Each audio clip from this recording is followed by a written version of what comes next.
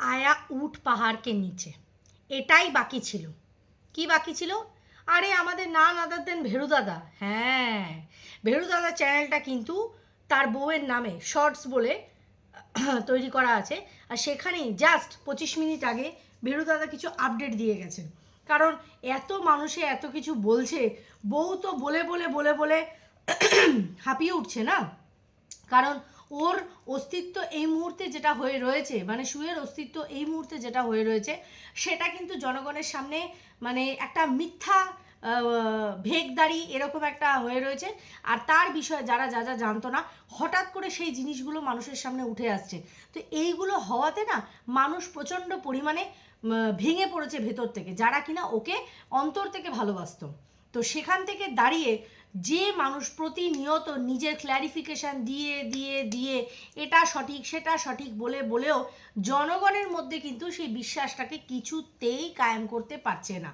তো আমি বিগত কিছুদিন ধরেই ভাবছিলাম যে না আবার পুনরায় দাদা নমস্কার, তো আমাদের ভেরু দাদার উদ্ভব হোক। ঠিক তাই এসে গেছে। 4 মিনিট 4.5 মিনিটের ছোট্ট একটা ভিডিও দিয়েছে, পাখা ছাড়া বসাই যাচ্ছে না এত গরম। তো 4 মিনিট 4.5 মিনিটের একটা ছোট্ট ভিডিও দিয়েছে। ছোট্ট ভিডিওর মধ্যে কিছু কথা সে এমনভাবে বলে গেছে, আমি বড্ড পরিমাণে কনফিউজ। হ্যাঁ, আমরা বরাবর জানি আমাদের এই ভেরু দাদা কিন্তু একটু মানে লোকে অনেক কিছুই বলে তাকে, মিটমিটে শয়তান, হ্যাঁ না ত্যানা সমস্ত কিছু। দেখো ওই সব দিকে আমি যাচ্ছি না, কিন্তু উনি একটুখানি নড়বড়ে টাইপের মানুষ, সেটা কিন্তু বোঝা যায়। মানে এই অ্যাক্টিং বলো বা ভিডিওতে এসে একদম ফ্রেশ হয়ে কথা বলা বলো, সেগুলো কিন্তু উনি গুছিয়ে বলতে পারেন না। এটা কিন্তু বরাবর আমরা দেখেছি, যখন ব্লগিং করতো তখনও কিন্তু অনেকটা অনেকটা আমতা আমতা ভাবা, সেটাও কোথাও না কোথাও ছেড়ে দিয়ে আবার অনেক দিন পর যখন সে বাধ্য হয়ে মুখ খুলেছে। ঠিক আছে, বাধ্যটা কে করলো? কে করলো বাধ্য হয়ে? ঘটনাটা ঘটে গেছে তো বিগত বেশ কয়েকদিন হয়ে গেল, তাহলে হঠাৎ করে আজকে বাধ্য হলো কি করে সে? কারণ মেবি আমার যতদূর মনে হয় শুয়ের তরফ থেকে প্রেশারাইজ হয়েছে যে তুমি বলো, তুমি আমার চ্যানেলটা দিই, যতটুকু তুমি তোমার মতন করে বলতে পারবে তুমি ততটুকু বলো। সমস্তটা না জগা খিচুড়ি হয়ে যাচ্ছে। এই যে এই মুমেন্টে এসে আমাদের ভেরু দাদার এত সুন্দর করে বলা কথাগুলো কোথা থেকে বেরোলো, কি ভেবে বললো? তিনি যে কথাটা বললো আমি তো জাস্ট শুনে ও মাই ডগ টাইপস হয়ে গেছি। তো যাই হোক, তার আগে বলি welcome back to my channel. কেমন আছো তোমরা সবাই? আশা করি সবাই ভালো আছো, আমিও ভালো আছি। দিনের 3rd ভিডিও আর প্রচণ্ড পরিমাণে ইম্পর্টেন্ট ভিডিও, কারণ দাদা মুখ খুলেছে। আমার দাদা মুখ খুলেছে, বৌদি এরকম বিট্রে করে চলে গেছে। আজকে একরকম ভেরু দাদা কিন্তু একটা নিজের দোষ বা ভুল যেটাই বলো জনগণের সামনে পাবলিকের সামনে স্বীকারই করলো। ঠিক আছে, তার আগে বলি উনি বললেন যে শুয়ের ওপর না বাট শেরুর ওপরে ওনার একটা মায়া জন্মে গেছে। উনি অফিস থেকে আসতো, ও কিন্তু অপেক্ষা করতো। দেখো ওরা মায়ারই জিনিস, ওদের ওপর না চাইলেও আচ্ছা আচ্ছা মানুষেরও একটা মায়া জন্মে যায়। প্রথম যখন জোজোকে বাড়িতে আনি মিস্টার ঘোষ বলেই দিয়েছিলেন যে আমি কিন্তু কোনো রিস্ক নেবো না, কারণ বিয়ের আগে উনি অনেক পাখি টাকি পুষেছেন, বাঁচত না মরে যেত। তো ওনার মধ্যে ভীষণ ভয় কাজ করতে হয়। বললাম আমি নিয়ে আসি ওকে, আমার রেসপন্সিবিলিটি। এখন বাপরে বাপ, সেদিন একটু আমার কোল থেকে লাফ মেরে নেমেছে, একটু ব্যথা লেগেছে, সে যদি মিস্টার ঘোষের রিয়াকশান তোমাদেরকে দেখাতে পারতাম, এমন আদরের হয়ে গেছে এখন। ঠিক আছে, তো তো এরা মায়ারই জিনিস। কিন্তু আমি একটা কথা বুঝে পাই না, ওর ওপর মায়ার সাথে 12 বছরে যে মানুষটার সাথে ঘর করা হলো, সেই মানুষটার প্রতি মায়ার টান কেন নেই? এই কথাটাই আমাদের ভেরু দাদা অ্যাকচুয়ালি বলতে চাইলো বা বলে দিল। ঠিক আছে, আমি এটাকে ধরে নিয়েছি যে ভেরু দাদা কিন্তু একটু নড়বড়ে মানুষ, তো হয়তো বলতে চেয়েছেন এক কথা, বলেছেন এক কথা, মানে গুছিয়ে ব্যাপারটাকে ঠিক বলতে পারেননি। না হলে ঠিক সাউন্ডটা কেমন শুনতে লাগলো বলো তো?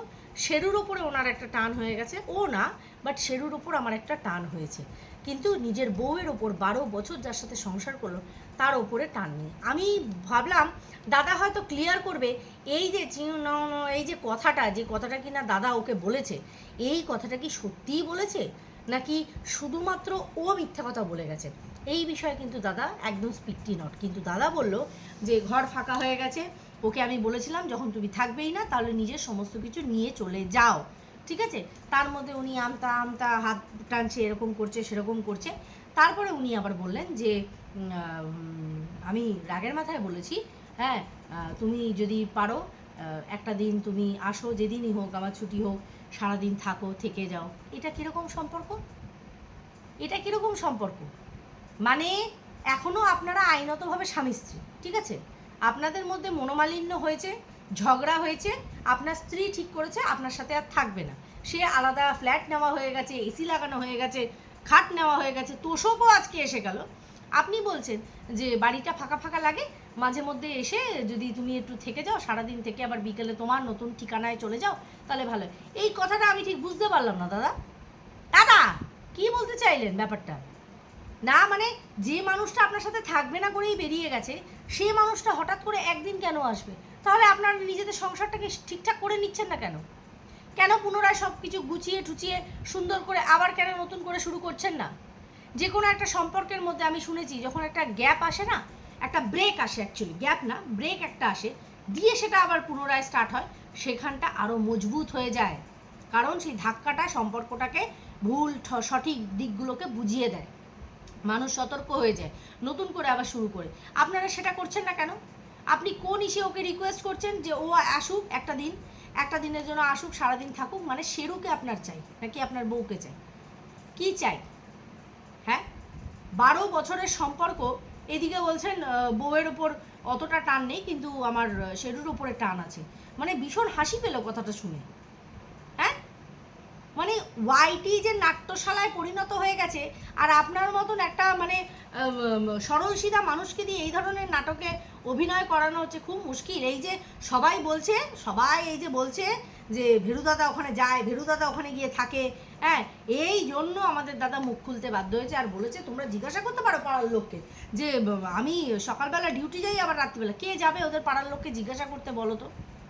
আর কেই বা কাকে ধরে বসে থাকবে বা তাকিয়ে বসে থাকবে অন্যের সংসারের দিকে? সবার নিজেদের কাজ আছে। একটা পুরুষ মানুষ বাইরে বেরোনোর পরে কোদিকে গেল, বা পুরুষ কেন, মহিলার কথাও বলছি, কোথাও বেরোনোর পরে, বাড়ি থেকে বেরোতে দেখলাম, তারপরে তার ফিরে আসার মাঝখানের টাইমগুলোতে সে কোথায় কোন দিকে কখন গেল, সেটা কি করে জানবো রে বাবা? সেটা পসিবল? এটা পসিবল না। এই যে আমাদের পাড়ার মধ্যে কত মানুষ রয়েছে, সবসময় কি সবার ঘরের দিকে তাকিয়ে থাকা সম্ভব? সম্ভব না। ঠিক সেরকমই অন্য লোকেরাও আমার ঘরের দিকে সবসময় তাকিয়ে থাকবে না, তাই তো? তাকিয়ে থাকবে না। সবার নিজস্ব কাজ আছে। মানুষ বুঝবে কি করে আপনি আদৌ কোথাও যাচ্ছেন কি যাচ্ছেন না? ক্ল্যারিফিকেশান দিতে বলেছে, আপনি বসে গেছেন, কারণ ওর কথা কেউ বিশ্বাস করছে না, তাই তো? ওর কথা কেউ বিশ্বাস করছে না, তাই আপনি এটার ক্ল্যারিফিকেশান দিতে বসে গেছেন।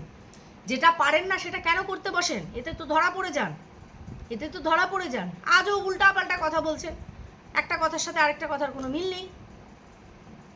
যাই হোক বন্ধুরা, ভেরুদাদা কিন্তু একরকমভাবে ক্ষমাই চেয়ে গেল, আর চাইলো, বলে গেল যে আমি রাগের মাথায় বলেছি যে তুমি, তোমার এখানে যেন কোনো চিহ্ন না থাকে, তুমি এখান থেকে চলে যাও সমস্ত কিছু নিয়ে, এটা আমি রাগের মাথায় বলেছি। মানে ভেরুদাদা মন থেকে চান সংসারটা আবার তৈরি হয়ে যায়। তো ওইটা কুচুটিটা, ওইটা কিছুতেই সংসার করবে না। এই সংসারটা কর গিয়ে, বর ছেড়ে বসে রয়েছে।